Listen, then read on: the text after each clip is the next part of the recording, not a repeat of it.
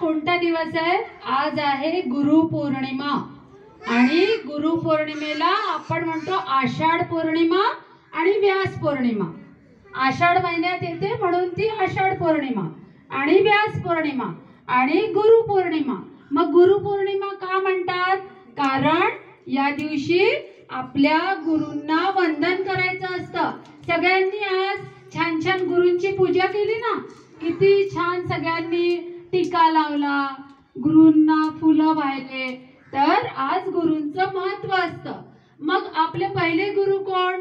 Mummy papa म्हणता ना तुम्ही, तर आपले ते पहिले गुरु. मग आपली आई आपल्याला किती छान छान गोष्टी सांगते ना, मग ते आपल्याला चांगलं शिकवतात.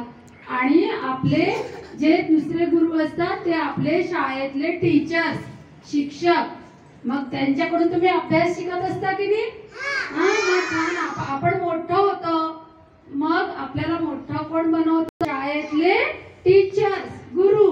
म्हणून त्यांचा आपल्याला गुरुपौर्णिमा हा गुरूंसाठी आपण सण साजरा करतो. कळालं? कोणती पौर्णिमा आहे? गुरुपौर्णिमा. मग तुम्ही जसे आहात की नाही, आम्ही टीचर आहोत, तुम्ही आहात स्कूलमध्ये येता, तसं खूप पूर्वीच्या काळी महाभारत रामायण माहिती आहे ना सगळ्यांना? आणि मी विचारणार बरं का गोष्टी, मी जे नाव सांगेल ते लक्ष देऊन ऐकायची आहे सगळ्यांनी. तर एक महाभारतातली गोष्ट मी तुम्हाला सांगणार आहे. गोष्ट आहे द्रोणाचार्य गुरु आणि त्यांचा शिष्य एकलव्य. द्रोणाचार्य गुरु हे जे महाभारतात कौरव आणि पांडव जे होते त्यांचे गुरु होते गुरु द्रोणाचार्य. मग ते गुरु द्रोणाचार्य सर्वांना काय शिकवायचे? तर धनुर्विद्या. धनुर्विद्या म्हणजे धनुष्यबाण कसा चालवायचा. काय शिकवायचे? धनुष्यबाण कसा चालवायचा. मग तसा त्यांचा जो एकलव्य नावाचा शिष्य होता तो जंगलात राहत होता. मग त्याला देखील गुरु द्रोणाचार्यांकडे धनुर्विद्येचं शिक्षण घ्यायचं होतं, म्हणजे त्यांना धनुष्यबाण शिकायचा होता. पण एके दिवशी तो द्रोणाचार्यांकडे गेला आणि म्हणाला की मला तुमच्याकडे धनुर्विद्येचं शिक्षण घ्यायचे.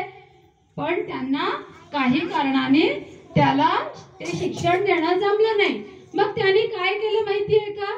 त्यांनी त्यांचा मूर्ती बनवली आणि त्या मूर्ती समोर तो रोज प्रॅक्टिस करत होता, रोज सराव करत होता.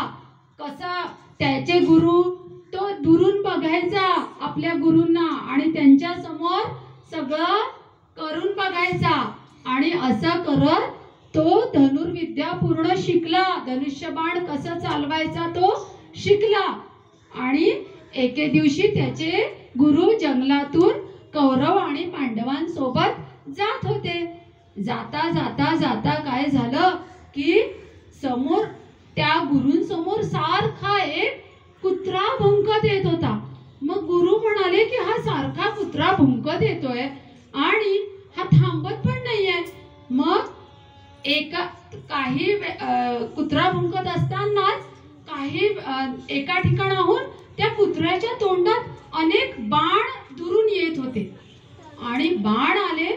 मग गुरूंना वाटलं अरे या कुत्र्याच्या तोंडात इतके बाण आले आहेत, आता या कुत्र्याच्या तोंडाला तो खूप जखम झाली असेल, रक्त आलं असेल. मग त्यांनी काय केलं की ते हळूहळू त्या कुत्र्याच्या तोंडातले बाण काढायला सुरुवात केली. पाहिलं तर कुठेच जखम झाली नव्हती, बाण कुठेच लागला नव्हता. गुरूंना आश्चर्य वाटलं की अरे असा इतका चांगला धनुष्यबाण चालवणारा कोण आहे, इतकं छान कोण शिकलंय. मग त्यांनी आवाज दिला अरे कोण आहे जो कोणी इतके चांगले धनुष्यबाण चालवले त्यांनी समोर या. मग झाडाच्या मागे जो एकलव्य ज्यांनी बाण मारले होते तो गुरूंच्या समोर आला आणि त्यांनी सांगितलं त्याच्या गुरूंना की मीच हे बाण मारले. मग गुरूंना खूप आश्चर्य वाटलं. त्यांनी कौतुक केलं. मग ते म्हणाले, अरे जेव्हा तू माझ्याकडे आला होता तेव्हा मी तुला वेळ देऊ शकलो नाही. तू हे कधी शिकला? तर तो म्हणाला की मी तुमची मूर्ती बनवली. त्या मूर्ती समोर अभ्यास केला, प्रॅक्टिस केली, सराव केला आणि मग मी ही धनुष्यबाण कसं चालवायचं ते शिकलो. त्यांनी आपल्या गुरूंना साष्टांग दंडवत घातलं. साष्टांग दंडवत म्हणजे अगदी लोटून त्यांना प्रणाम केला. मग गुरूंनी त्यांना आशीर्वाद दिला. मग गुरु म्हणाले, अरे तू आता मला तुझ्याकडून एक गुरुदक्षिणा पाहिजे. तू हे शिकला ना, तू खूप छान धनुर्विद्या शिकलाय, तर मला गुरुदक्षिणा दे. मग तो म्हणाला की तुम्हाला कोणती गुरुदक्षिणा देऊ? तर गुरु म्हणाले की तुझा उजव्या हाताचा अंगठा मला कापून दे. आता गुरूंनी अशी दक्षिणा मागितल्यावर तो घाबरला नाही, त्यांनी विचार केला नाही. लगेच आपल्या उजव्या हाताचा अंगठा त्यांनी गुरूंना कापून दिला. आणि गुरूंनी का बरं? कारण तो धनुर्विद्येत खूप पारंगत होता.